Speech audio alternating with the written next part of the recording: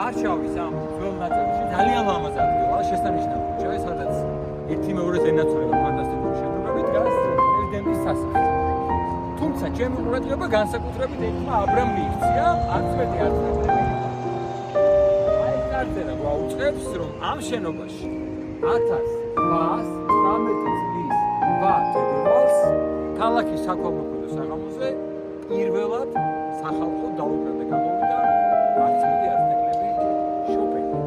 ესეთი უმნიშვნელოვანესი ადგილია, რამაც განსაკუთრებული ყურადღება მიიქცია შოპენის გასაგებიდან და მისივე სურვილით, მისივე ანდერძით, მისი გული დაიკრძალა პოლონეთში. აი ამ აბრიდან რამდენიმე ნაბიჯი დგას არაჩვეულებრივი ტაძარი ჯვრის სახელობის და ამ ტაძარში დაკრძალულია შოპენის გული. აი ამ ძველ ნაწილში მის მოხდები ვარშავაში